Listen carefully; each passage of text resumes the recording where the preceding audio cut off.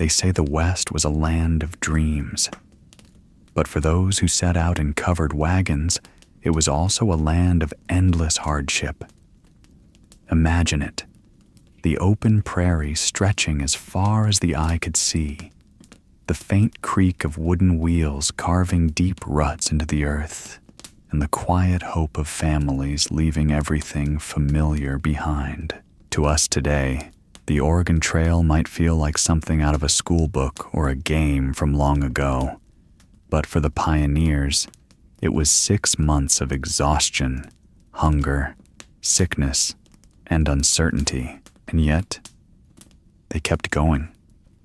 Why? Because somewhere beyond the horizon lay the promise of land, of freedom, of a new beginning.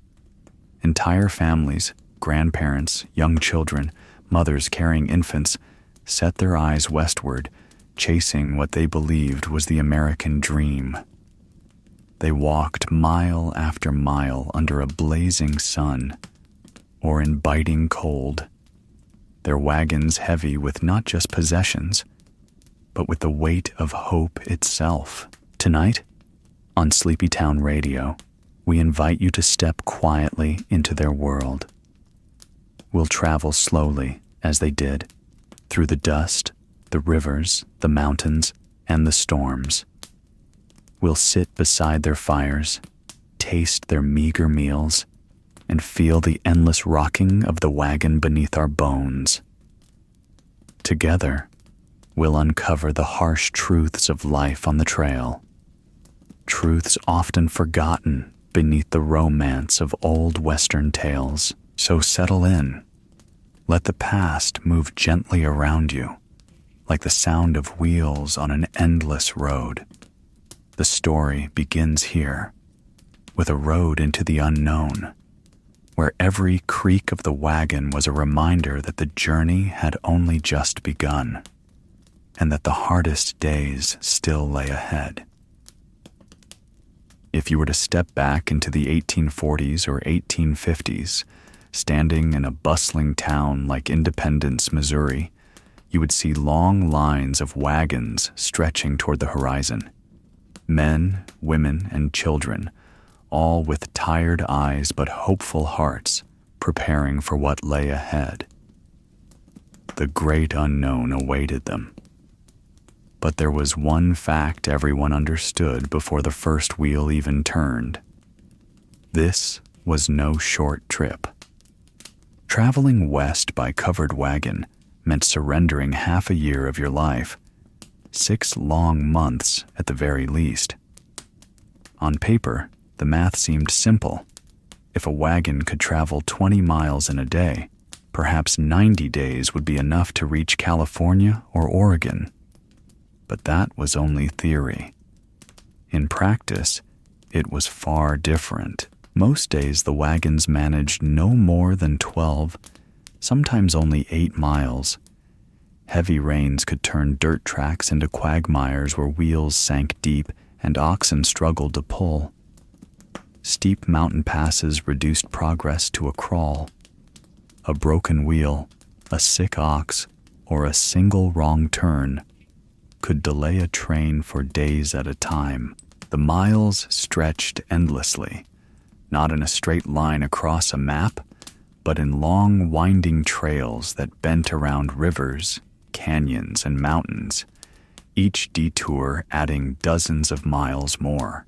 From Missouri to Oregon City was not just 1,700 miles as the crow flies. It was closer to 2,200 miles, sometimes more. Families set out in spring, praying to reach their destination before the first snows of winter. They knew the truth. 6 months of hardship lay ahead. Imagine the routine. Before dawn, the camp stirred. Fires were lit while the sky was still dark. A hurried breakfast of bacon and biscuits, perhaps a tin cup of coffee if supplies allowed. Then, with oxen yoked and wagons loaded, the long march began. Hour after hour, step after weary step, the road stretched on. Mothers carried infants wrapped in quilts. Fathers walked beside the wheels, guiding animals forward. Children too small to keep up were lifted into the wagons, though most still ended up trudging beside their families, their little boots wearing thin. The journey was a test of endurance in every sense. The sun was merciless in the summer, burning skin and lips dry. Dust rose in choking clouds, clinging to clothes, hair, and faces until everyone looked the same shade of brown. At night, the temperature could plummet, leaving families huddled together for warmth. And always, there was the fatigue of repetition, day after day. The trail gave them the same rhythm. Walk, eat, walk again, set up camp, and then collapse into sleep on the hard ground. Those 6 months were not lived as we think of life today. They were endured, survived, one weary step at a time. Families spoke in diaries about how the days blended into one another until weeks vanished without notice. Each sunrise felt less like a new beginning and more like another hurdle on the same long road. And yet, the sheer length of the journey was not just a burden. It was a silent teacher. 6 months tested marriages, revealed strengths in children, and broke the weak. It taught patience, demanded sacrifice, and carved resilience into the hearts of those who endured it. Reaching the West Coast was not simply a matter of traveling from one point to another. It was a transformation. The people who set out in spring were not the same as those who staggered into Oregon or California months later. Many paid dearly for the chance at a new life. Sickness struck down the strong. Accidents took the young. Supplies ran low. Tempers flared, and hunger became a companion. But through all this, families kept moving. Because the trail was not just miles of dirt and stone. It was the thread between who they had been and who they hoped to become. 6 months of misery, yes, but also 6 months of quiet courage. And as the wagons rolled on, bouncing endlessly over rutted trails, the true cost of the American dream revealed itself, not in gold or land alone, but in the sweat, the pain, and the unshakable endurance of those who walked into the unknown. And this was only the beginning. For even when the wheels kept turning, misery was not confined to distance alone. The wagons themselves brought their own kind of torment, an ordeal that shook every bone in the body. If walking mile after mile under the sun was exhausting, the alternative was not much better. For those who chose to ride inside the covered wagon, comfort was almost non-existent. From a distance, the prairie schooner might have looked like a ship gliding gracefully across an ocean of grass. But inside, it felt far more like a wooden box being rattled without end. These wagons were built for strength, not comfort. Their wheels were made entirely of wood, their axles rigid and unyielding. There were no springs, no cushions, no suspension of any kind. Every rut in the trail, every stone on the ground, every dip in the earth was felt in full. Imagine sitting on a wooden bench while someone shook you violently, hour after hour, day after day. That was the reality of the ride. Children tried to hold on as their small bodies bounced against the sides. Mothers clutched their infants tightly, trying to keep them steady through the jolts. Men with weary faces sat braced, shoulders tense, waiting for the next sudden jolt to slam through the frame. It was a rhythm no one could escape. Even the strongest found themselves sore and bruised after only a few days. And this wasn't a matter of discomfort for an afternoon. it was a way of life. For half a year, the trail itself was unforgiving. Ruts cut deep into the soil by countless wagons before them created uneven grooves that jolted the wheels. In wet weather, the path turned into a quagmire, and when it dried, it hardened into ridges as rough as stone. The wagons creaked and groaned under the stress, their frames rattling with every mile. Sometimes the shaking was so violent that dishes cracked, barrels split, and even sturdy chests slid loose inside. And yet, as brutal as it was, many pioneers preferred the endless walking to enduring the ceaseless pounding of the ride. You can picture them, men, women, even children, trudging beside the wagons on sore feet, their boots worn thin, their bodies exposed to wind and dust.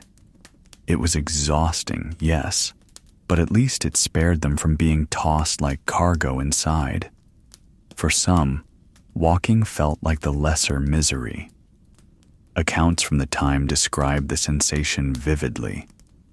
A traveler wrote that being inside the wagon was like sitting in a box and being hammered from all sides without pause.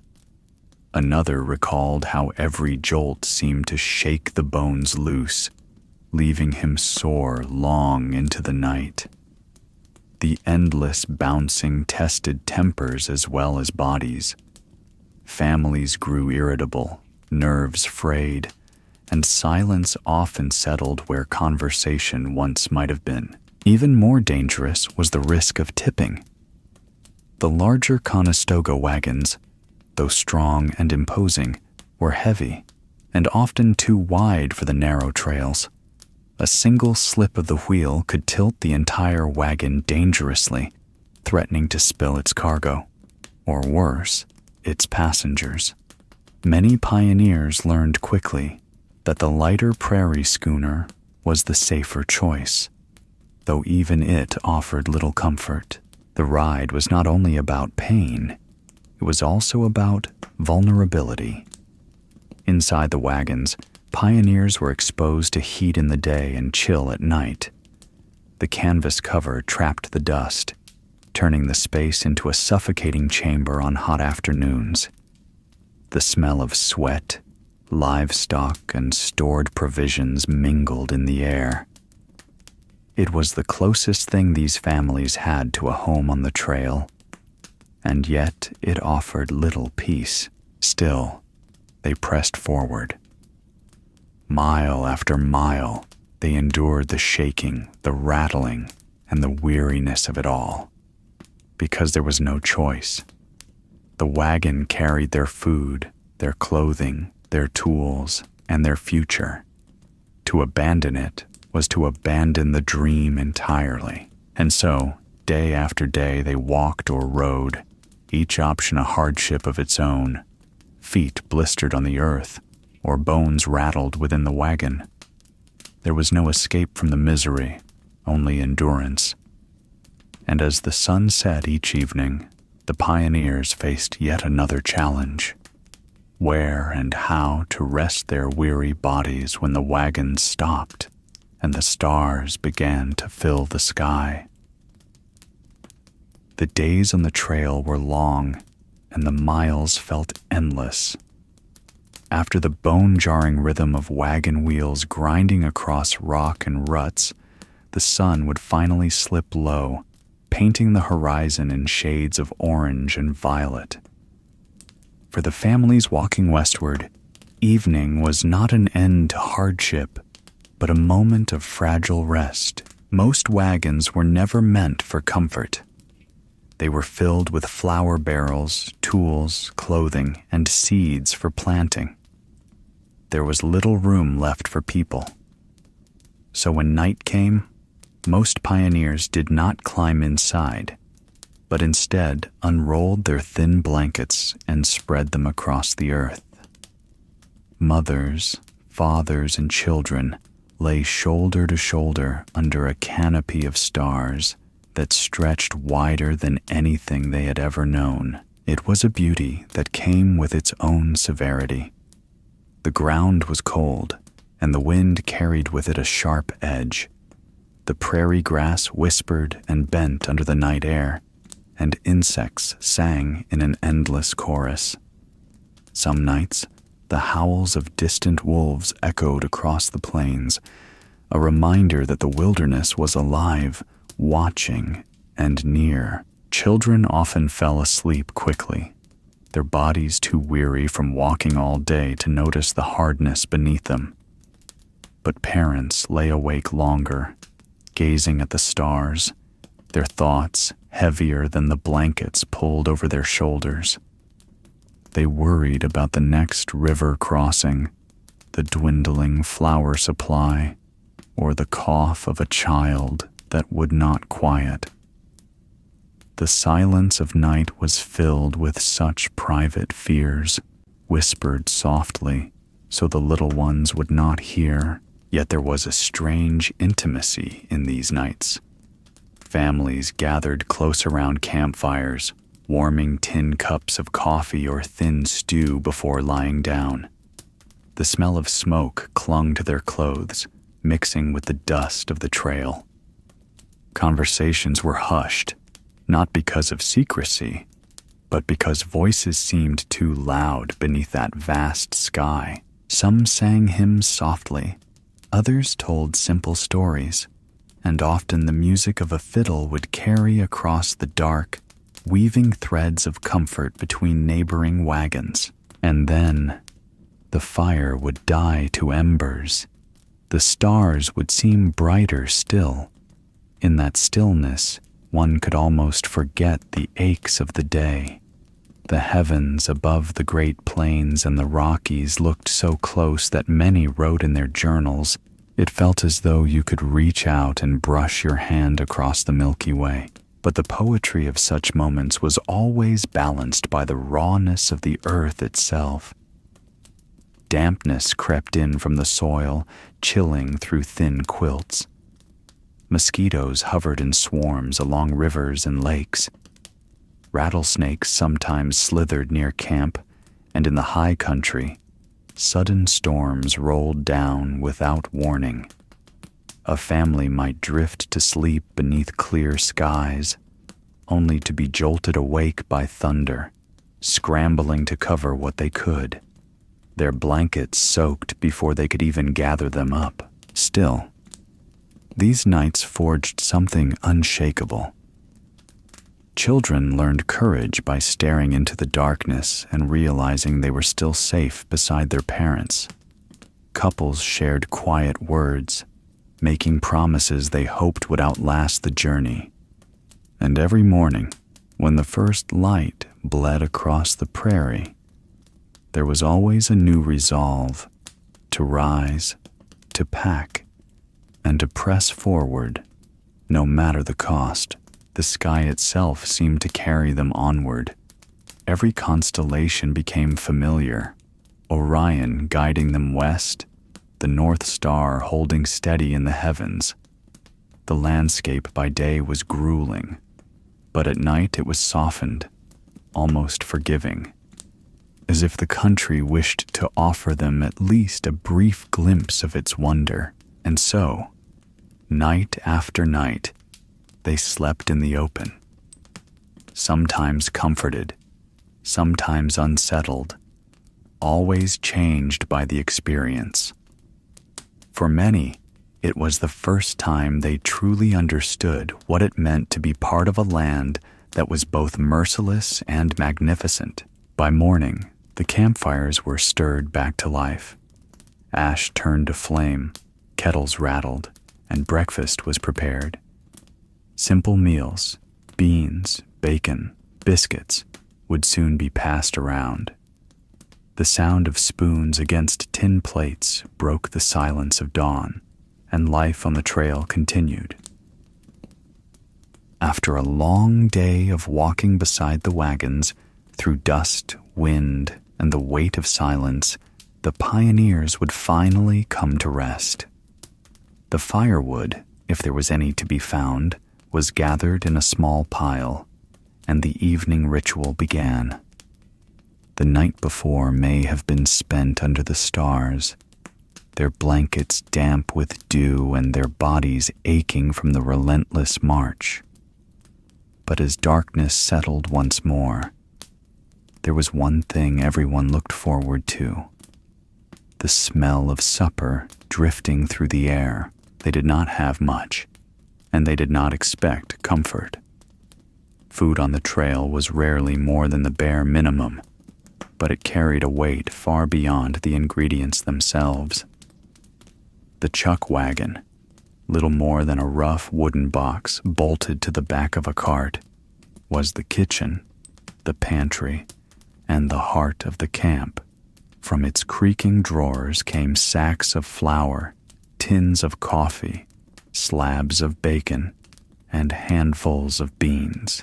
There were no fine meals, no rich seasonings, no sweet desserts, only what could survive months of travel without rotting, and what could be prepared quickly before exhaustion overtook them. Beans simmered slowly in blackened iron pots, flavored with bits of bacon or salt pork when fortune allowed. Hard biscuits, dry and nearly indestructible, softened just enough when dipped into hot coffee. Sometimes jerky or dried fruit found its way into the pot, giving the beans a touch of sweetness. More often, the pioneers relied on ingenuity, grinding corn into coarse meal for johnny cakes, frying them on the back of a cast iron pan, or stirring flour and water together to form a dense dough, cooked in the ashes until it became a heavy but sustaining bread. The fuel itself told a story of hardship. In the treeless stretches of the plains, there was no firewood to be gathered. Instead, pioneers bent down to collect dried buffalo chips and cow patties, stacking them carefully like kindling. To modern ears, it may sound unthinkable, but to those travelers, the smoke from burning dung was as welcome as the richest oak log. It meant warmth. It meant a hot meal. It meant another night survived. Around the campfire, voices softened. Children who had walked for miles nibbled on their biscuits, their eyes heavy with sleep. Parents, still worried about the journey ahead, found rare moments to laugh with one another, telling small stories of home or of the land they hoped to find at trail's end. Strangers, once divided by distance or suspicion, leaned closer, sharing coffee from the same pot. Hunger was never truly satisfied, but companionship carried them further than any meal could. The food was humble, yet it became sacred in its own way. It was the bond that tied them together after endless hours of silence and struggle. A pot of beans, a pan of cornbread, a steaming tin cup. These were the luxuries of the trail. And though their bodies craved more, their spirits found comfort in the rhythm. Walk by day, gather at dusk, break bread together, and rest. But even as the fire crackled low, the hardships lingered. Supplies dwindled with each passing week, and the meals grew plainer, thinner, more desperate. What once began as hearty beans and bacon became beans alone. Coffee, once poured freely, turned weak and watered down. Flour stretched thinner, biscuits smaller, jerky nearly gone. The pioneers understood sacrifice in its most intimate form, not just giving up comfort, but giving up flavor, richness, and fullness for the chance at survival. Still, each night the same ritual continued. The chuck wagon doors opened, the fire sparked, and the weary sat together in a circle. They ate slowly, staring into the flames, knowing that tomorrow would bring more dust, more miles, more hunger. Yet in those quiet suppers lay the very thing that sustained them. Not the food itself, but the sense of being together. of enduring as one. And as the firelight flickered across the canvas wagons, the steady breath of oxen could be heard in the distance, patient animals waiting for the dawn and the road ahead. They were the next chapter of this journey, the silent force that pulled dreams and burdens alike across the endless miles. When we think of the great journey westward, it's easy to imagine sleek horses pulling wagons across the plains, their manes blowing proudly in the wind. But the truth was far different. Horses, though fast and elegant, were fragile for such a long and punishing road. Their hooves wore thin, their spirits broke easily under endless strain, and disease could sweep through a herd in days. On the Oregon Trail, strength mattered more than speed, and endurance meant more than beauty. That is why so many families place their trust in the quiet, steadfast power of mules and oxen. The oxen, broad-shouldered and deliberate, were not creatures of glamour. They moved slowly, step by step, heads lowered as though listening to the earth itself. Yet their patience and sheer will carried wagon after wagon over thousands of miles. Their muscles did not falter when the path turned steep or the mud rose deep. With every creak of the harness, they pressed forward, pulling not just wood and iron, but the fragile hopes of families bound for a new beginning. Beside them were the mules, crossbreeds of horse and donkey, creatures both stubborn and wise. Mules had a reputation for balking, for pausing at riverbanks or steep ascents, as if calculating the danger ahead. To pioneers, this was not folly, but often a form of wisdom. A mule would refuse a path too dangerous, saving wagon and rider from ruin. They were hardy, able to survive on less feed than horses, enduring heat and dust with quiet resilience. Though they lacked the glamour of stallions, they were guardians of survival. Families grew deeply attached to these animals. Children walking alongside the wagon would call the oxen by name, stroking their rough hides at night as if thanking them for another day's progress. A pioneer's journal once recorded, "Without my oxen, I would have been buried along the Platte. They were my companions more than my beasts." The bond was not one of affection alone, but of shared struggle. Human and animal alike bore the same weariness, the same hunger, the same relentless march westward. At the evening halt, while families lit their small fires and gathered for beans and bacon, the oxen stood tethered quietly nearby, their flanks steaming in the cool air. Mules flicked their ears at the night insects, their eyes reflecting the glow of the campfire. In the silence between conversation and the crackle of burning wood, there was often a soft rhythm, the deep, steady breathing of the animals that had carried the wagons one more day closer to the promise of land and home. It was not uncommon for pioneers to bury an ox or mule along the trail, the weight of loss pressing on them as keenly as any family death. The graves of animals, unmarked and often forgotten, became part of the trail itself. Every mile of progress was purchased at a cost, and the loss of a faithful beast could mean the loss of the journey altogether. When wagons stalled without power to pull them, families sometimes had no choice but to abandon what they could not carry, leaving pieces of their lives scattered across the prairie. And yet, as the wagons rolled forward, what lingered most was gratitude. The oxen and mules were silent partners in the great migration, creatures that asked for little more than grass, water, and rest. but who gave their strength until their very last breath. To the settlers, they were unsung heroes, steady hearts beating beside their own. From the shuddering wheels and the cracked leather harnesses to the weary footsteps pressed into the dirt, the journey west was written not only by human hands, but also by hooves. Those hooves carved paths into the earth, paths that still remain faintly visible today. Each rut and groove is a reminder of the animals who carried the weight of a nation's restless dream. And as the wagons pressed on, the pioneers knew that every creak of the yoke, every groan of the wooden wheel, depended on these quiet companions. Without them, the trail would have been impossible.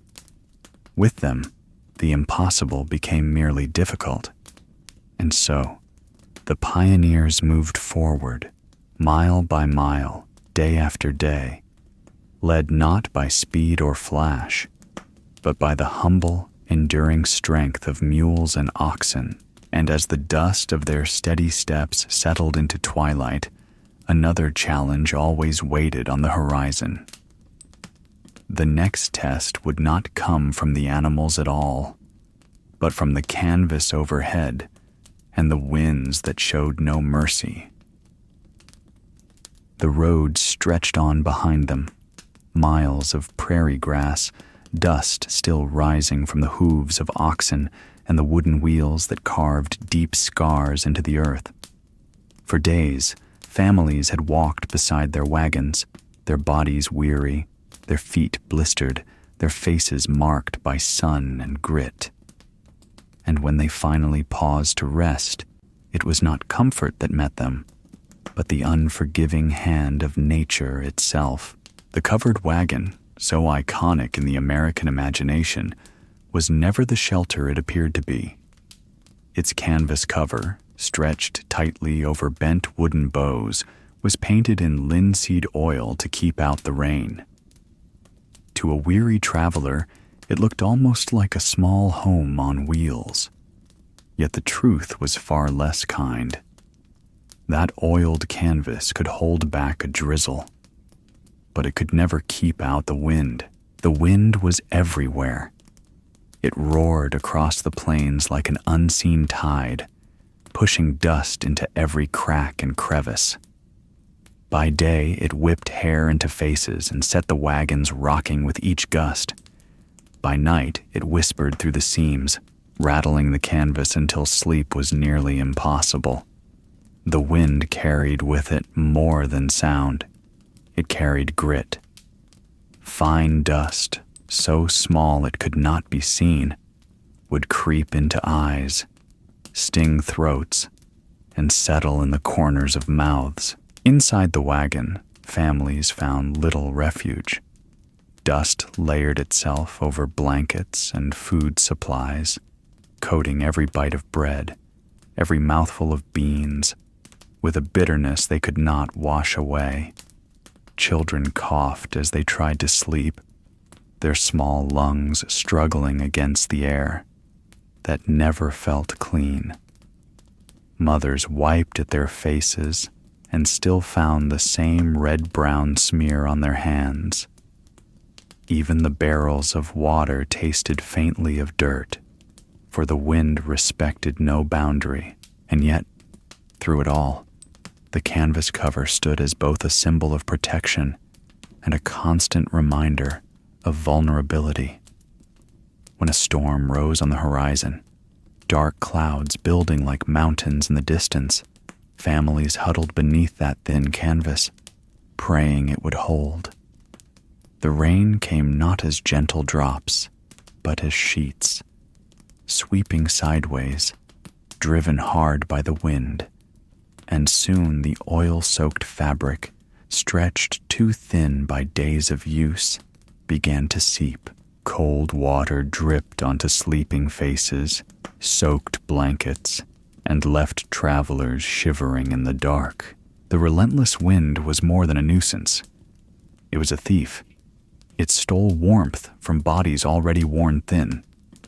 It stole peace from minds desperate for rest.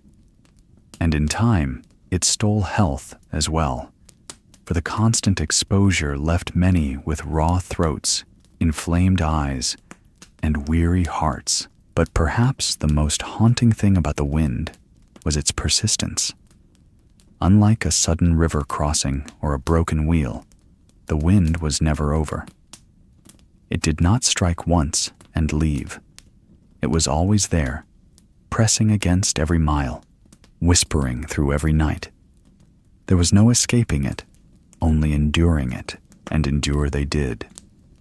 With heads bowed and backs stiffened, the pioneers pressed forward day after day, step after weary step. Some would lift the canvas flap and look out across the rolling plains, the fabric snapping beside them like a sail caught in an endless storm. The land seemed to stretch forever, and so did the wind. Yet still, they carried on, because beyond the canvas and beyond the dust, something waited. A vision of land to call their own, of soil to plow and homes to build. And for that dream, they accepted the restless nights and the grit between their teeth.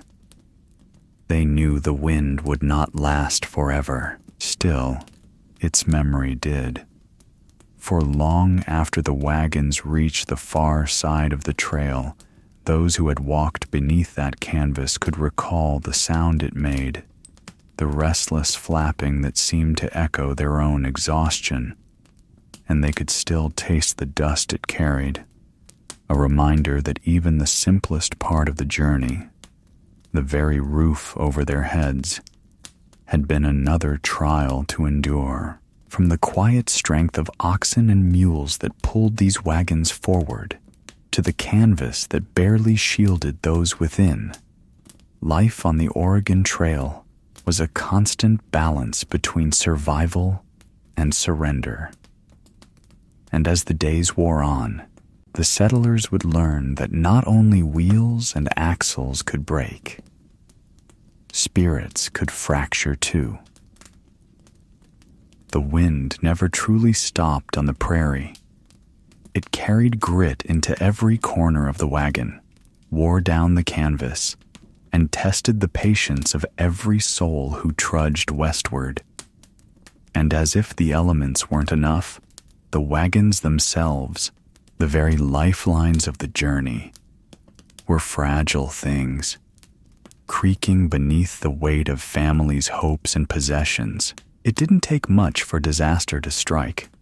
A wagon wheel, carved from hickory or oak, might split after weeks of grinding against hard stone. Iron rims loosened, spokes cracked, axles snapped. Sometimes it was nothing more than a sharp rock hidden in the grass.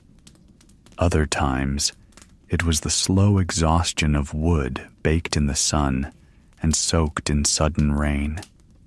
Whatever the cause, a single failure could bring an entire train to a halt. When a wagon broke down, there was no repair shop, no blacksmith waiting just around the bend. The trail itself was the workshop, and the pioneers the mechanics. Men, women, and sometimes even children worked side by side to set things right. First, everything had to be unloaded. Barrels of flour, sacks of beans, cast iron cookware, bedding, trunks filled with the little that remained of the old life left behind. All of it laid out on the grass or in the dust, as oxen swished their tails impatiently and the rest of the caravan pressed on or waited in uneasy silence. The wagon would be tipped onto its side, groaning like an injured beast.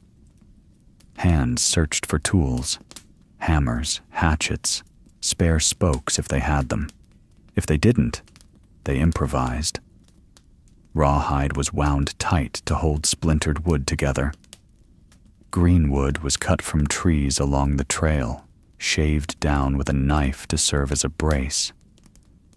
Grease, sometimes made from animal fat saved from the previous night's meal, was smeared onto axles, to keep them from burning under the strain. It was slow work, sometimes dangerous work. Imagine a family, weary from 20 miles of walking, bent low in the heat of the afternoon, every blow of the mallet echoing across the empty land. Sweat dripped into the dust. Tempers flared, but they kept at it, because there was no choice. To be stranded with a broken wagon was to risk starvation, exposure, or worse. And yet, in these moments of hardship, there was also a kind of quiet strength. Neighbors often came to help. Another family might offer a spare bolt or lend a strong shoulder to lift the weight. Children gathered wood. Women boiled coffee to keep spirits steady. The repair became a small ritual of survival, a test of will and a reminder that no one could make the journey alone. Of course, not every wagon could be saved. Along the trail, travelers sometimes passed the skeletons of abandoned vehicles, frames stripped bare, wheels leaning at odd angles, canvas flapping in the wind. Furniture lay beside them, cast off to lighten the load. These relics served as grim reminders. Every mile was paid for with sacrifice. What you could not carry, you left behind. What you could not fix, you buried in the dust. But for most, the repairs held, at least long enough to reach the next horizon. And when the wheel was finally mended, when the oxen were hitched again and the family climbed back onto their hard benches, there was relief, if only for a moment. The wagons creaked forward, the rut deepened, and the great westward march resumed. Yet even as they pressed on, every pioneer knew another failure might be waiting just a few miles ahead. The road was long, and each day carried its own trial.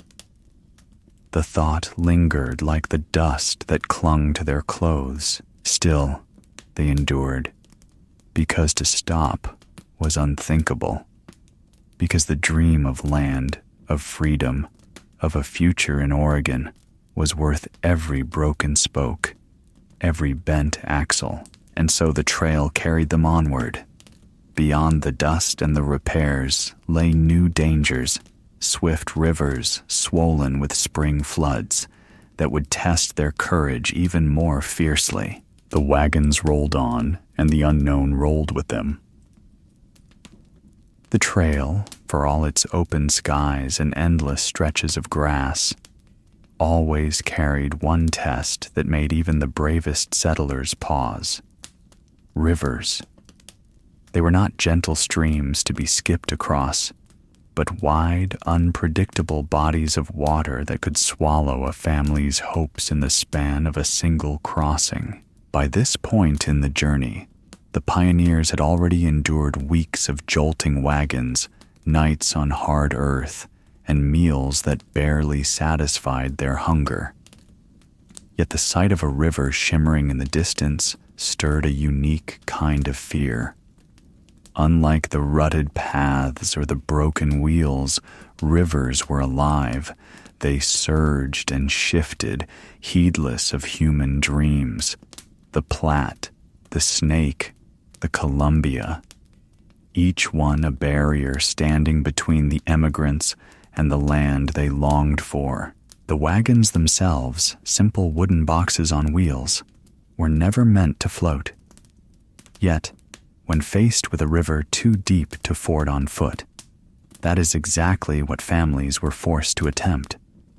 The canvas cover became a kind of makeshift sail, the wagon bed a fragile hull. Wheels creaked as they were wrapped in tar and rope to slow the leaks.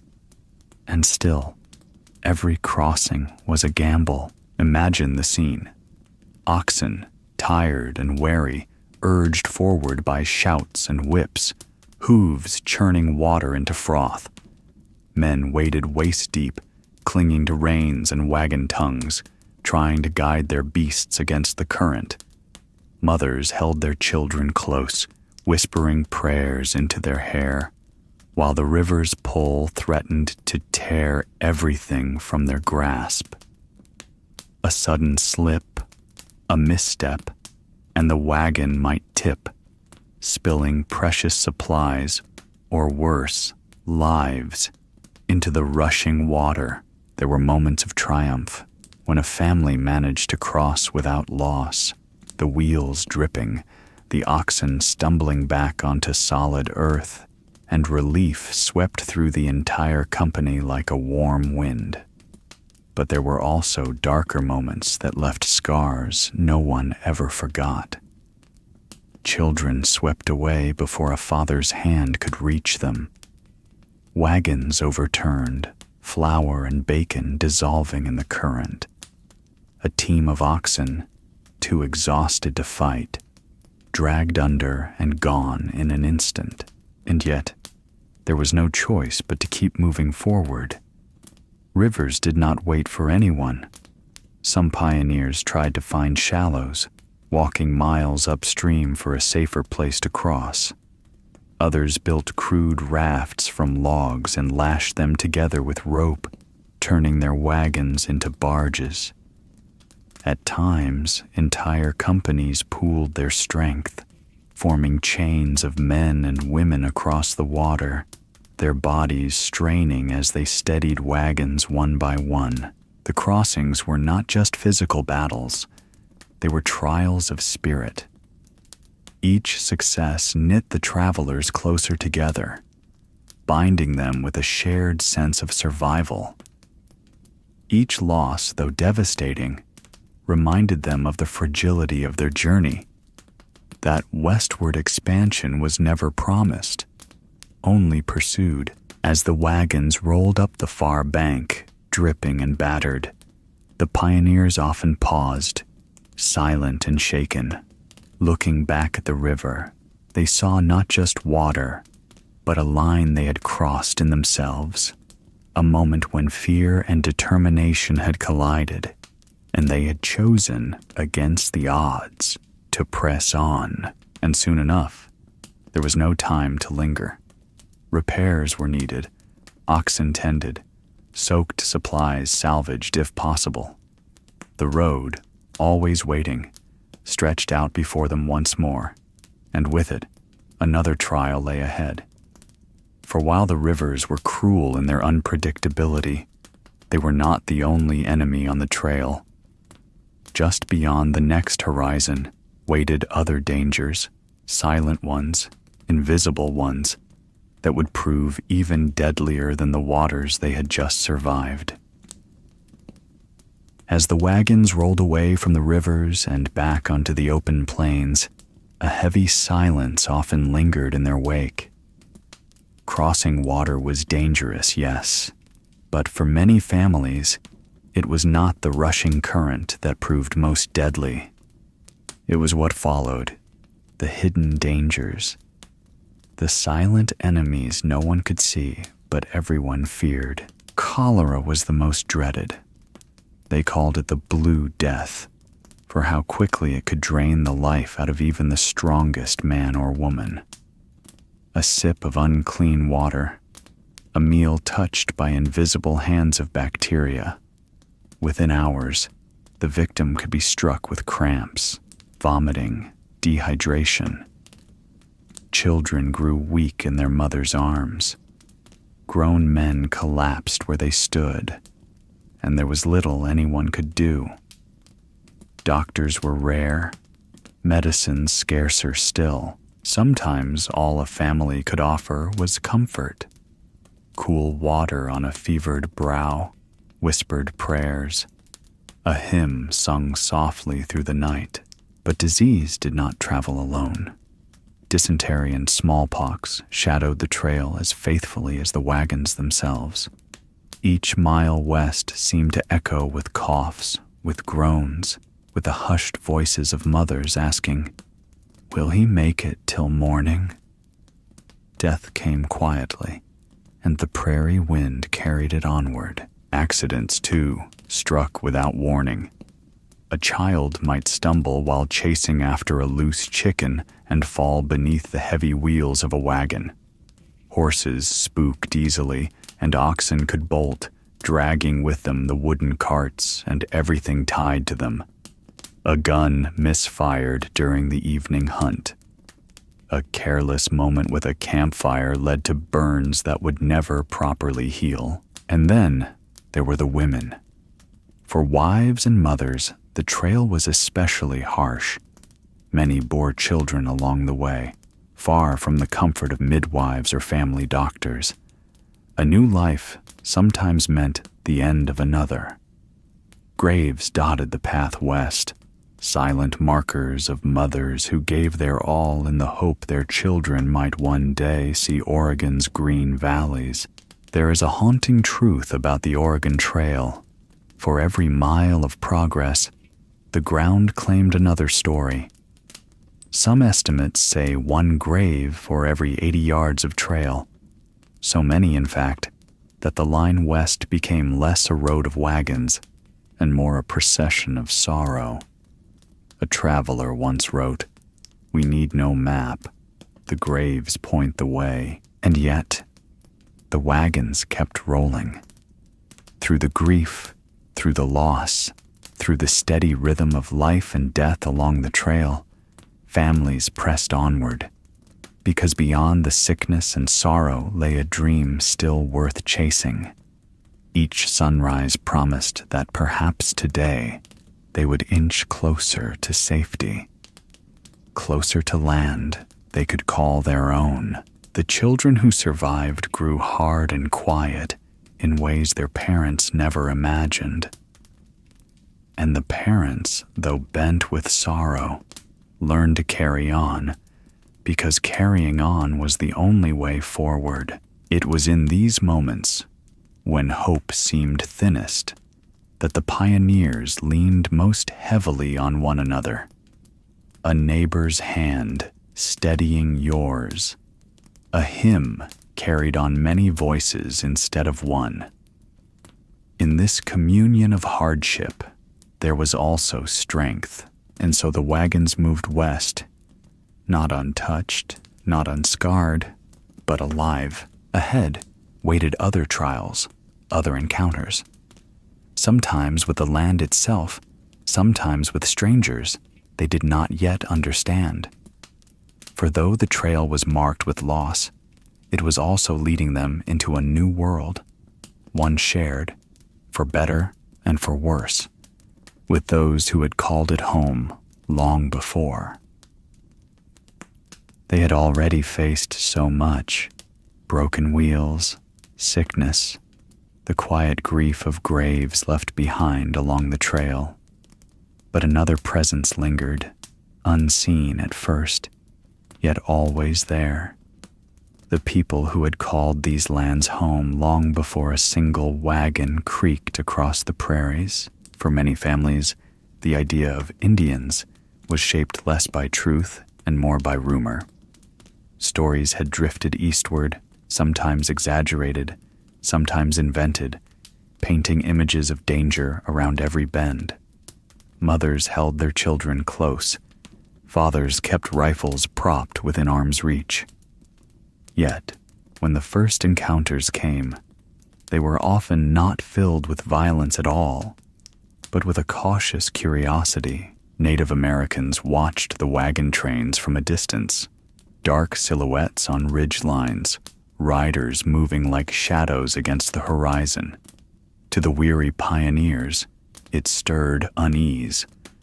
But slowly, these distant figures sometimes came closer, and when they did, what followed was more often exchange than conflict. There were gifts of food, dried salmon traded for coffee, buffalo robes offered for small tools or blankets. Children from both sides stared at one another with wide eyes, each seeing a world they had never known. At campfires, sign language and gestures bridged the silence of different tongues. And for a moment, in the vast loneliness of the trail, there was connection, still, tension was never far away. As the months passed, more wagons rolled west, more ruts carved into the earth, more game driven from the plains. For native families, these wagon trains were not simply travelers. They were the beginning of an end. Buffalo herds, once thundering across the grasslands, began to thin. Rivers, once quiet, grew crowded with crossings. The very soil seemed to change beneath the iron-shod wheels. The pioneers rarely understood this. For them, the land was a promise waiting to be claimed. But for the tribes who had lived with it for generations, it was life itself. And so, a quiet shadow stretched across these encounters. Moments of trade and kindness, tinged with the knowledge that something fragile was breaking. There were times, too, when fear turned to tragedy. A misread gesture, a startled gunshot, a stolen horse. Small sparks that could ignite violence. Most wagon journals, though, tell a story far from the Hollywood battles later imagined. More than 90% of encounters were peaceful. The greater enemies, always, were cholera, hunger, and the merciless miles. Yet history would bend toward conflict. As settlement pushed deeper, as treaties were broken and promises ignored, the trust that once allowed pioneers to trade for food or safe passage began to fray. For the emigrants of the 1840s and 50s, there was still a window where respect could be found. A handshake over a fire, a gift of fresh berries, a warning about a swollen river ahead. These were gestures that saved lives, and in the stillness of the prairie night, as wagons circled and families drifted into uneasy sleep, many must have wondered about those silent riders who vanished into the hills. Who were they? Did they have children too, waiting for them by a fire? Did they also tell stories of a land both beautiful and cruel? The trail was never just a journey across space. It was a meeting place of worlds, one ancient, one newly arriving, passing each other on the wind. And though the wagons rolled on, leaving grooves in the soil that can still be seen today, the memory of those encounters lingers like a faint echo, because in truth, the Oregon Trail was not empty land waiting to be filled. It was a land already alive, already spoken for. And every mile westward carried with it a question the pioneers could never fully answer. At what cost would their dream be built? That cost would become clearer at journey's end. For even as families staggered into Oregon, gaunt and worn from 6 months on the trail, the new beginning they longed for came shadowed by what had been lost. The voices of the prairies, the rivers, the mountains, and the people who had called them home faded into the background, even as the wagons pressed on. By the time the wagons finally reached the end of the trail, the dream of Oregon no longer glowed as brightly as it once had in the imaginations of those who left Independence, Missouri, so many months before. 6 long months of blistering heat, punishing winds, swollen rivers, and the constant shadow of sickness had stripped away much of the hope that once fueled their steps. And yet, through sheer persistence, they pressed onward, mile after mile, rut after rut, until at last the Columbia River Valley opened before them. But the land of promise was not always waiting with open arms. For many families, the moment of arrival was not a triumphant crossing into paradise, but rather a slow collapse at the very edge of survival. The wagons that rolled into the Dalles often carried little more than weary souls, and half-empty sacks of flour. Their wheels were worn down to splinters, their canvas covers torn and patched, until the fabric barely held together. The oxen stumbled more than they walked, ribs showing through their hide, eyes glazed from exhaustion.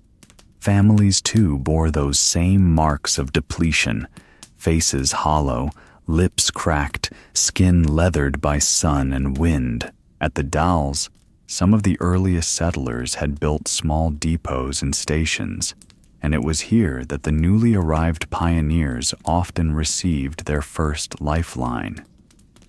Sometimes it was a crust of bread, a hot drink, or simply the reassurance that the worst of the trail was behind them. Yet even in this moment of relief, the challenges were far from over.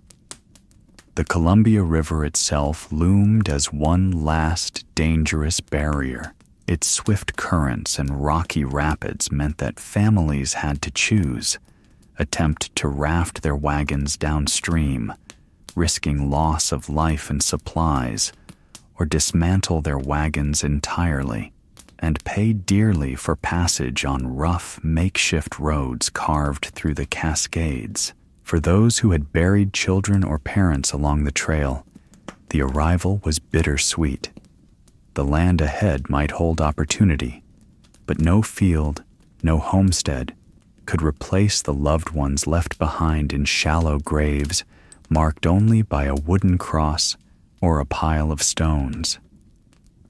Mothers clutched the hands of the children who remained, grateful for their survival, but carrying the silent grief of all they had lost. Fathers tried to keep their voices steady, but the strain of the journey showed in every word, every weary glance across the horizon. Imagine that moment, standing at the threshold of Oregon after half a year of suffering, the smell of damp pine forests drifting down from the Cascades, the cry of birds circling above the riverbanks. The pioneers looked out on a landscape both beautiful and daunting. For some, it was a second wind, the promise that had first drawn them westward, finally visible. For others, it was the sobering realization that survival had come at a cost too heavy to celebrate. And yet, this was the pattern of the trail. Hardship was not merely an obstacle to be overcome. It became the very fabric of the journey.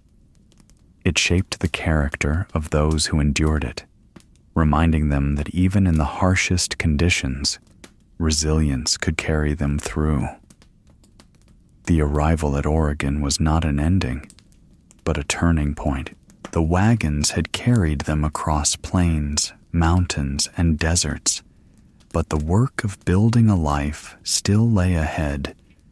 Fields to till, cabins to raise, communities to forge from the wilderness. As the pioneers stood on the banks of the Columbia, trembling with exhaustion, they carried with them both the scars of the journey and the quiet ember of hope. That ember had been dimmed by suffering, but not extinguished. It flickered in the tired eyes of parents who dreamed of fertile farmland, in the small hands of children who clutched rag dolls and wooden toys, in the whispers around campfires as families spoke softly of the homes they would one day build. This was the harsh arrival, a mixture of triumph and tragedy, relief and mourning, hope and fatigue. It was the moment when the Oregon Trail ceased to be a road and became a memory, etched into the hearts of those who survived. And so, as the dust settled around their weary wagons, one truth remained clear. They had not endured all of this for nothing. Beyond the hardship lay the vision that had driven them west in the first place, the promise of their own land, their own future. That promise, fragile, costly, but enduring, was what gave meaning to every step they had taken. They had made it, barely, after 6 months of walking, of cold nights under the stars, of endless wind and dust and fear. The pioneers stepped down from their wagons in Oregon country. Their boots were worn through, their faces sunburnt and hollow. Many had buried friends or children along the way. The journey had stolen so much. And yet, there was still one thing left to cling to. A dream. It was the dream that had carried them through the swollen rivers, through the rattling wagons and the biting fevers. It was the dream that had kept them walking when their bodies screamed to rest. The promise of land, not just a patch of earth to stand on, but a place of their own, where no landlord could come knocking, where no factory whistle could command the start of their day. For farmers back east, where soil had grown thin and prices high, this was the hope of renewal. For young couples, it was a chance to build a future out of nothing but sweat and courage. For children, it was the vision of running barefoot through fields that belonged to their family. Fields that would never be taken away. The Oregon Territory offered something the old states rarely could: abundance. A man could claim 320 acres. A married couple, 640. To people who had lived their entire lives in crowded towns or rented plots, these numbers felt almost unreal. Imagine an entire valley for one family, rolling hills that stretched as far as the eye could see. Imagine the freedom of planting a seed in the ground and knowing the harvest would be yours alone. This dream gave meaning to their suffering. Every blister, every tear, every mile of prairie behind them seemed to whisper the same thing: keep going. There is a place ahead where you will belong. And it was not just land they dreamed of, but the chance to shape a life on their own terms. A log cabin built with their own hands, rows of corn rising from soil they themselves had plowed, the laughter of children echoing across fields that no one else could claim. To those who had been poor tenants or restless workers, this was more than survival. It was dignity.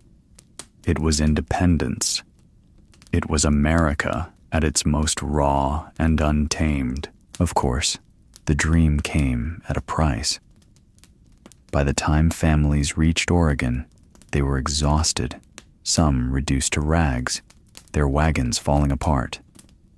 Many would spend their first months not in warm homes, but in makeshift shelters, lean-tos against fallen trees, canvas stretched between wagon wheels. Yet even in those moments, with rain dripping through thin roofs and hunger still gnawing, they clung to the hope that tomorrow would be better, that the soil beneath their feet would repay every sacrifice. The West was never gentle. It demanded everything, and often it gave little in return. But to those who endured, it offered something the old world, and even the crowded East, could not: the chance to begin again. And so, families stayed. They dug gardens in the wet soil, split timber for cabins, and staked out their claims. Slowly, towns would rise, clusters of cabins, then schools, then churches, then the hum of sawmills and trade. What had once been endless wilderness became the start of communities that would last for generations. It was this vision of permanence, of building something that would outlive them, that made the pioneers endure. They weren't only walking for themselves, they were walking for their children, and for the children yet to come. Every wagon rut carved into the earth was a promise that life might be harsh, but it would be theirs. As the narrator's voice softens, we see the settlers standing in a valley at dusk. The land is quiet, waiting. Behind them stretches the memory of the trail, and before them, the possibility of a new beginning. But just as this dream was being realized, another story was unfolding, one far more complicated and far more tragic, because the land that seemed empty to weary travelers was not empty at all. It had belonged to others long before the wagons came, and with each claim staked, each cabin raised, the shadows of displacement grew longer. And so, the tale of endurance, the dream of land, flows inevitably into the next part of the story, the powerful idea of manifest destiny and the heavy price it demanded from those who were already here. They came west for land, for a fresh start, for the promise that if you worked hard enough, if you endured long enough, you could carve out a piece of the world that was your own. It was hope that carried them across rivers and deserts, through hunger and sickness. But woven into that hope was something bigger, something both inspiring and tragic. The idea was called manifest destiny, a belief whispered in newspapers and pulpits, spoken around campfires, and passed from parent to child, that the United States was destined, even ordained, to stretch from the Atlantic all the way to the Pacific, that the people of these wagons weren't just chasing their dreams, they were fulfilling a kind of national fate. To those who walked beside the creaking oxen, the words sounded noble.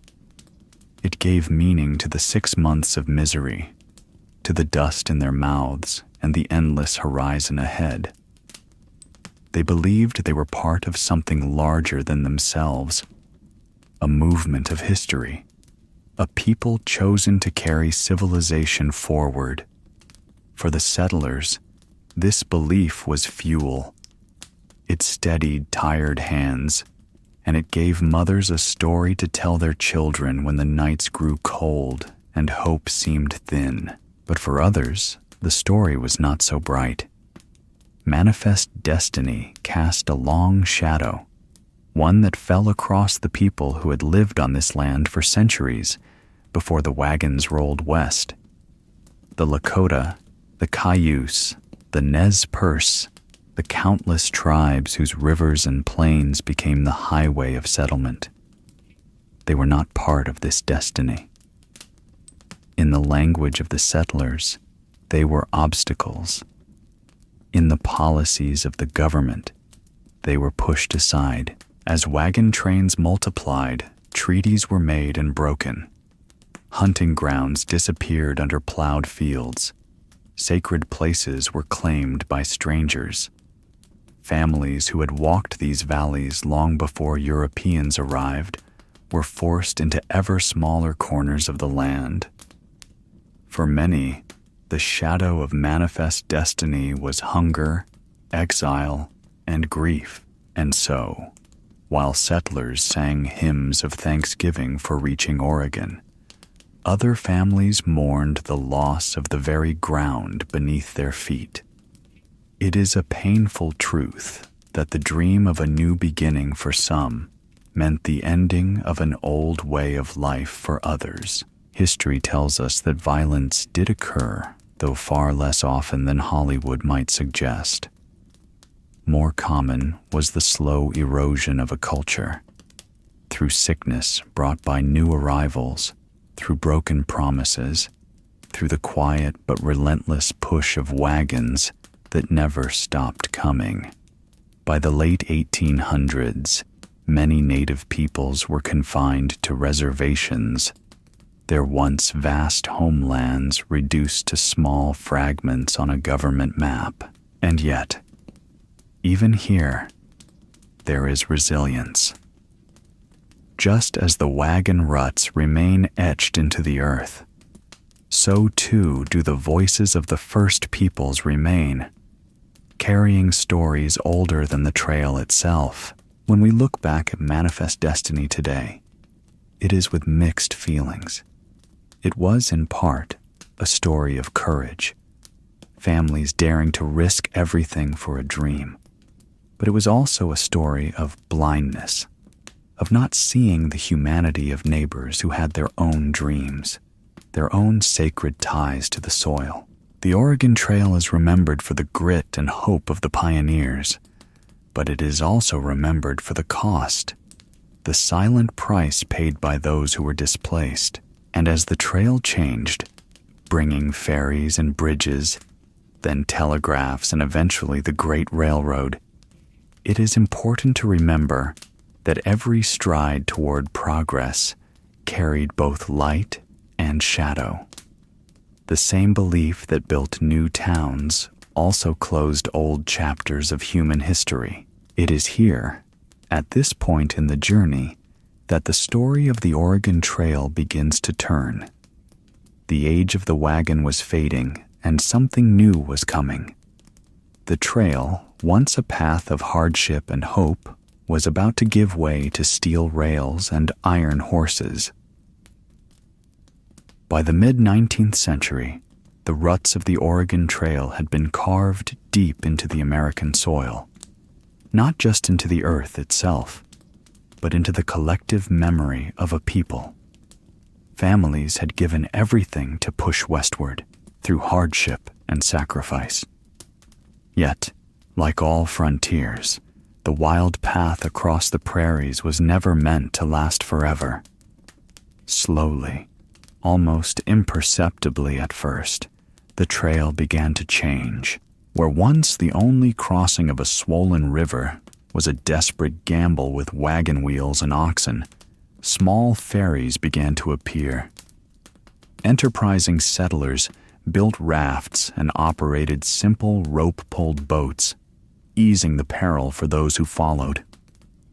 Soon enough, wooden bridges spanned the creeks and rivers where so many had once lost everything. What had once been a place of constant fear was transformed into a steady crossing, another step toward a new kind of America. Along the dusty plains, stations were built, waypoints where weary travelers could rest, resupply, and hear news of the road ahead. The endless silence of the prairie was now broken by the creak of doors, the voices of strangers trading stories, and the sight of smoke rising from chimneys. What was once wilderness alone began to bear the marks of permanence, of civilization settling its claim. Then came the telegraph. Where words had once taken weeks or even months to travel the same distance as a wagon, suddenly a single wire strung across the horizon could carry news in a heartbeat. The prairie winds still howled, but above them came the faint hum of connection, the east and the west tied together by strands of copper. The dream of unity across a vast and scattered land was no longer just a vision. It was becoming real. Riverboats, too, joined the march of progress. Steamboats churned along the Missouri and the Columbia, carrying settlers more swiftly and with less danger than the creaking wagons. The slow grind of oxen hooves was no longer the only rhythm of migration. Paddle wheels and whistles began to fill the landscape, offering an easier way for families who could afford the fare. And finally, the greatest transformation of all, the iron rails. In 1869, when the Golden Spike was driven at Promontory Summit in Utah, the Transcontinental Railroad was completed. With it, the long age of the covered wagon was brought to an end. What had once taken 6 punishing months of toil could now be crossed in a matter of days, sitting in the relative comfort of a train car. The journey that had once demanded every ounce of strength, endurance, and faith was suddenly reduced to a ticket and a timetable. For many, it was a triumph, a symbol of America's boundless drive, its hunger to connect coast to coast. But for those who had once braved the open trail, there was a certain sorrow too. The Oregon Trail was no longer the road of dreams and heartbreak. It was a relic, its great drama passing quietly into history. The wild freedom of the wagon was replaced by the steady schedule of steel and steam. And yet, the transformation was not a true ending. For every bridge and telegraph pole, for every iron track laid across the prairie, the trail itself remained. The ruts carved by wooden wheels still cut through the earth, silent reminders of what it once took to build a nation. Those who came after would no longer need to fight the rivers, endure the storms, or bury loved ones along the roadside. But the memory of those who had will never fade. The Oregon Trail had changed, yes, but it had not vanished. It had become something more, an echo of sacrifice, a shadow carried forward into the age of progress, and in that echo lies a legacy that endures still. By the time the steel rails of the Transcontinental Railroad stretched from ocean to ocean, the days of the wagon trains were already fading into memory. Families who once rattled across the prairies in wooden wheels now boarded locomotives, the steam whistle replacing the creak of oxen yokes. The trail itself grew quiet, and the dust that had once risen from 1,000 wagons began to settle, and yet it did not disappear. Even now, if you stand upon the high plains of Nebraska or Wyoming, the earth still carries those scars. Deep ruts, pressed down by years of wheels and hooves, lie etched into the soil. They cut across grasslands, through rocky outcrops, and into the very heart of the American West. To walk beside them is to feel the weight of countless footsteps, to hear in your mind the echoes of wooden spokes groaning over stone, and the muffled cries of tired children calling out for rest. Some of those landmarks became more than just stopping points. They became symbols. Chimney Rock, standing tall and solitary, once served as a beacon, its silhouette promising that the journey was moving forward. Independence Rock, broad and timeless, bears the carved names of pioneers who paused long enough to leave behind something more enduring than themselves. A simple inscription in stone, testifying that they had passed that way. These places remain today, quiet, weather-worn, but sacred in their own manner. In 1978, more than a century after the last wagons rolled west, Congress designated the Oregon National Historic Trail. It was not simply an act of preservation, it was an act of remembrance. Trails do not live in soil alone. They live in stories. They live in the way one generation tells the next of the grit, the loss, and the stubborn hope that carried ordinary families into extraordinary landscapes. To preserve these ruts, these markers, is to keep alive a chapter of the American soul. For the Oregon Trail was not just a road, it was a mirror of the American spirit. It was ambition, and it was sacrifice. It was courage, and it was sorrow. Every broken axle, every grave by the roadside, every weary step carved out a truth about what people will endure for the promise of tomorrow. And long after the trains had replaced the wagons, long after highways and airplanes redrew the map of travel, those truths remain. Sometimes, When you look upon the trail today, it seems impossibly still. No wagons, no animals, no voices drifting through the wind. But if you close your eyes, it is not hard to imagine. You can almost hear the murmur of prayers whispered at campfires, the laughter of children chasing one another through tall grass, the patient sigh of oxen settling down for the night. The silence is not emptiness, it is memory.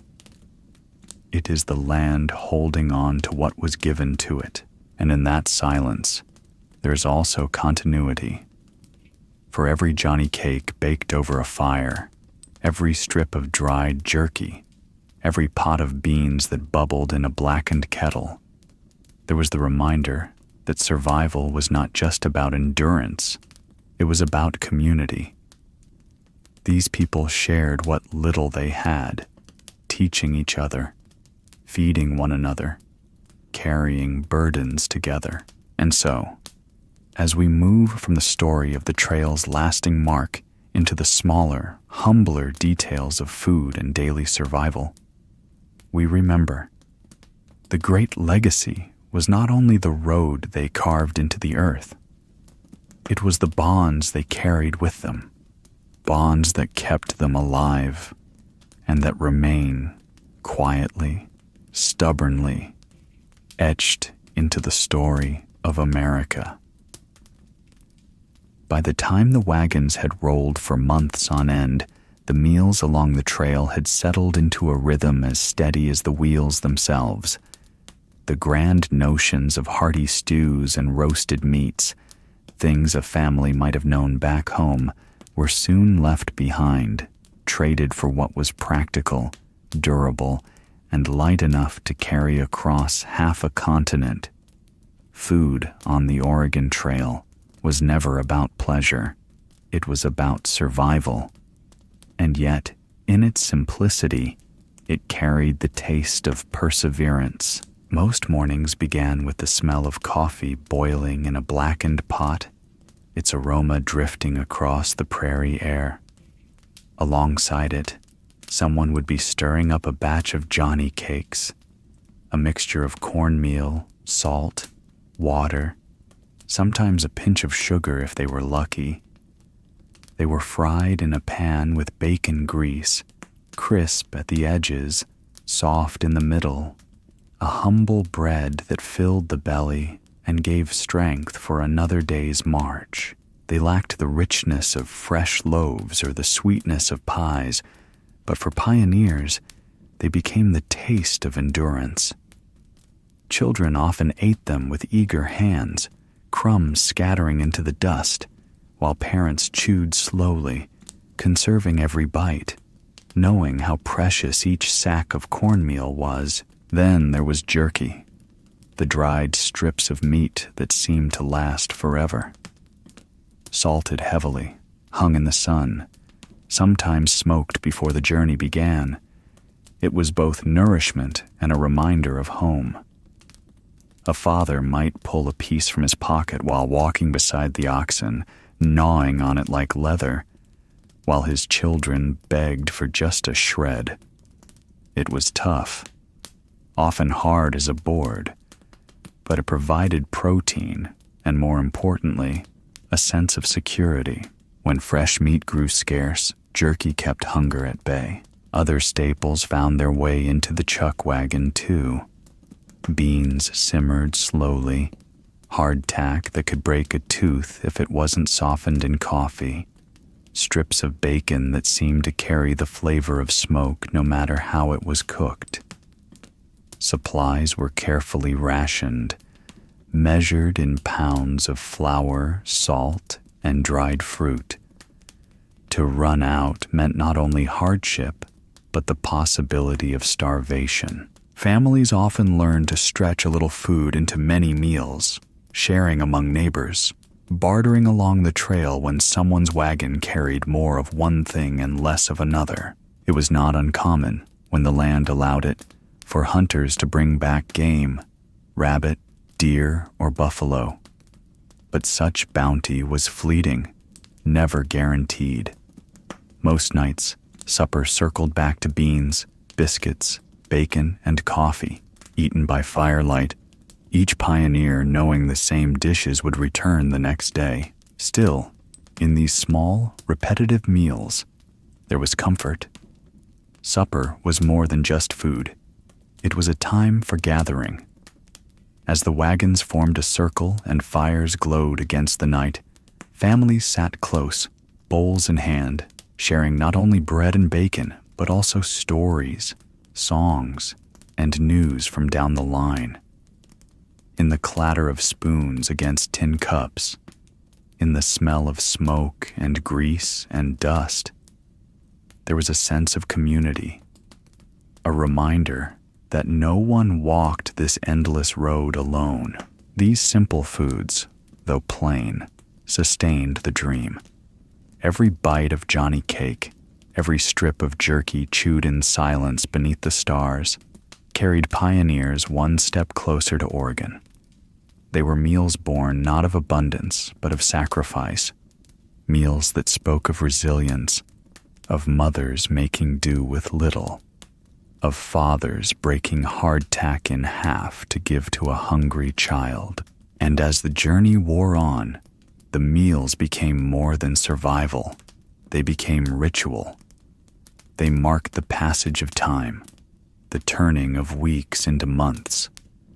They reminded each traveler of the balance between scarcity and hope, between what had been left behind and what still waited ahead. Soon enough, the wagons would crest the final mountains, and the promise of land would rise on the horizon.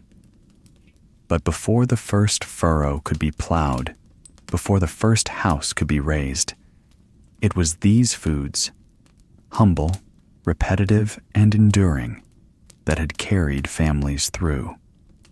And in every small, smoky meal, they found the strength to keep moving forward. They say a wagon was no bigger than a small bedroom, and yet into that wooden box, families tried to pack their entire lives. Before the journey began, careful hands measured out flour by the pound, bacon by the slab, beans and coffee by the sack. Every item was weighed not only in ounces, but in necessity. Was it worth the space? Was it worth the strain on the oxen? The great paradox of the trail was that the things most precious to the heart were often the very things that had to be left behind. Fine china, heirloom furniture, heavy trunks of clothing. So many treasures were loaded in with hope, only to be abandoned along the roadside when the miles grew long and the animals began to stumble. Imagine walking past a prairie littered with discarded pianos, rocking chairs, and family portraits, relics of lives lived back east, now too heavy to be carried west. The children would sometimes cry as a favorite toy was tossed aside, or as quilts lovingly stitched by a grandmother were traded for an extra sack of flour. Parents tried to explain gently that survival meant more than comfort. And still, the loss was felt deeply. Each item left in the dust was not just an object, but a piece of memory, a piece of home. The packing and repacking became a ritual of sacrifice. Day after day, wagons grew lighter as the road demanded more. At first, it was the things considered extra, a decorative lamp, a set of books. But soon it was more painful choices, a second kettle, a pair of boots, even tools that might one day have been useful. The trail stripped life down to the barest essentials, teaching families what it meant to let go of the past in order to keep moving toward the promise of tomorrow. And yet, through all of this, there was a strange kind of beauty. Around evening fires, parents would tell their children that someday they would build new homes, fill them with new furniture, and hang new curtains at the windows. What mattered most could never be left behind. It was carried inside of them. The laughter of children, the bonds of family, the courage to endure. These weighed nothing, yet sustained everything. So the wagons rolled forward, lighter in possessions but heavier with experience. Each discarded trunk along the trail marked not just a sacrifice, but a silent testament to resilience. In time, the travelers would arrive in Oregon, not with the luxuries they once imagined, but with a clarity about what truly mattered, because the end of the trail was not an ending at all. It was the beginning of something new, a chance to rebuild, to create a life out of simplicity and endurance. And in that way, the sacrifices made along the dusty road became the foundation for every cabin raised, every field tilled, and every community built under the wide western sky.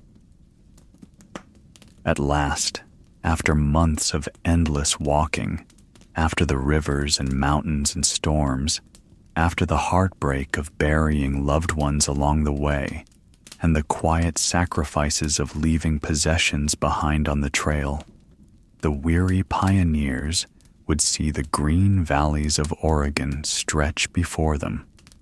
It was a moment that felt almost unreal, like stepping from a nightmare into a dream. The sight of grass, of fertile soil, of rivers that promised water and life seemed to wash away, if only for a moment, the pain of the journey. But arriving in Oregon was not the end. In many ways, it was only the beginning. For the land did not give itself freely. It had to be earned, worked, and carved into something livable. Families who had grown used to sleeping under the stars now faced the challenge of building roofs over their heads. With calloused hands, they cut down timber and raised rough cabins, simple four-walled shelters that offered protection from the cold winds rolling off the mountains. Every log was heavy, every nail precious, but the work carried with it a kind of hope they had not felt in months. The first winter was often the hardest. Supplies were thin, and neighbors, though strangers only weeks before, had to depend on one another to survive. Communities began as circles of wagons, then clusters of cabins, and slowly, the skeleton of a town took shape. A shared well, a dirt road, a crude schoolhouse where a single teacher guided children of all ages through letters and numbers. Out of hardship grew a bond that was different from what had been left behind.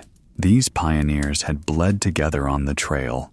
Now they built together in the valley, and yet, even as they planted their first crops, they carried with them the memories of the trail.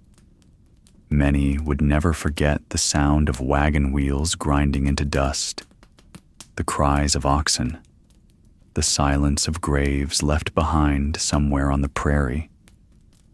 Those memories became part of who they were, stitched into the fabric of the lives they now created. When a child was born in Oregon, it was not just a birth. It was a triumph, a reminder that the sacrifice of the journey had not been in vain. For many, the dream of land had been more than just an idea. It had been a promise whispered over campfires and prayed for in moments of despair. Now, standing on their own soil, pioneers could kneel down, scoop the earth into their hands, and feel that the dream was real. This was land to plant wheat, to graze cattle, to pass on to their children. Land that carried the weight of their suffering, and yet also carried the possibility of something better. Of course, not all found happiness. Some were broken by the hardships, some gave up, and some realized that the dream of Oregon was never quite what they had imagined. But for those who stayed, who endured, who bent their backs to the soil and raised barns and fences and schools, Oregon became not just a destination, but a new beginning. And so, where the trail ended, another path began. A path of building, of planting, of belonging. The covered wagons would one day vanish, the ruts fading into the earth, but the lives built on that soil would remain. Families who had walked beside those wagons now walked between rows of corn or down the streets of a newborn town. The dream of land was no longer distant. It was beneath their feet, alive in every field and every sunrise over the valley. And as the story of the Oregon Trail drew to its close, the ruts carved by those wooden wheels were left behind as silent witnesses, witnesses to pain, to endurance, to hope, and to the new lives born from all of it. The journey westward was never the end of the story. For those who had finally arrived in Oregon, tired, worn thin, and often stripped of nearly everything but their determination, the real work was just beginning. They had to build homes, clear fields, and carve out a place for themselves in a new land. And yet, before the first walls were raised, before the first seeds touched the soil, something lingered behind them on the trail. Stretching back hundreds of miles across the heart of America, the wagons had left scars upon the earth, deep grooves cut by wheels, pressed down by iron rims, and widened by the endless repetition of passing feet, hooves, and axles. Even today, if you walk in certain places beneath wide western skies, you can still see those ruts, hardened into the ground, like the memory of a prayer whispered long ago. They are quiet reminders that real human lives once moved across those plains. Step by weary step, day after endless day, the ruts tell the story better than any book or monument. They are not polished or grand. They are rough, uneven, sometimes nearly lost in the weeds. But they remain, and in their stubbornness, they speak of the people who refused to give up, who endured the endless dust, the storms, the sickness, the loneliness, all for the promise of a tomorrow they might never fully see. Close your eyes and imagine standing beside one of those trails in the stillness of evening. The light is fading, and the horizon glows with the last warmth of the sun. The grass bends softly in the wind, and you can almost hear the faint creak of wagon wheels in the distance. Ghostly echoes that time cannot quite erase. A mother calling her children back to the fire. The low murmur of a prayer before sleep. The steady shuffle of oxen finding their rest. And then, silence. The land has reclaimed its quiet. The sky stretches wide overhead, scattered with stars just as it was in 1850 or 1860 or any year that followed. Those who once walked this road are gone, but their passage remains in the soil, in the wind, in the quiet strength of the land itself. The Oregon Trail was not simply a road, it was a test of spirit. It revealed the fragility of life, but also the immense endurance of hope. Every rut carved into the ground was paid for in sweat, in sacrifice, in loss. Some gave everything and never reached the end. Others survived but carried grief with them into their new beginnings. Yet together, they created a legacy, a story of persistence, of courage, and of the deep, complicated dream called America. Tonight, As we close our eyes and let these images drift like fading lanterns into the night, perhaps we can hear a soft truth carried in the quiet of those wagon ruts, that even the hardest journeys leave behind something worth remembering, something that outlasts the pain, something that whispers across generations, reminding us that endurance and hope can carve paths where none existed before. The ruts remain, not only in the earth, but in the memory of a nation. They are etched into the soil, but also into the human spirit. And when the wind passes over them, when shadows fall across their worn edges, it feels almost as if the land itself is still telling the story, softly, slowly, patiently. And so, as you rest tonight, let the sound of those wheels fade into the distance. Let the dust settle. Let the stars above the prairie shine gently overhead.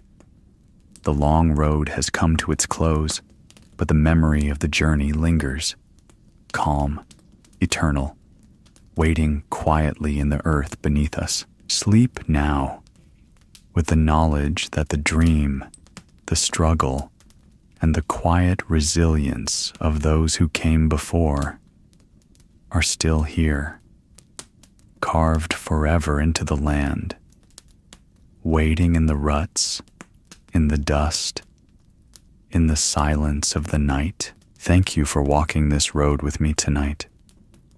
I hope, in these quiet moments, you found not only history, but a kind of stillness, a reminder of the strength carried by those before us, and the peace that can be found when we pause to remember. Good night, my friend. Sleep well.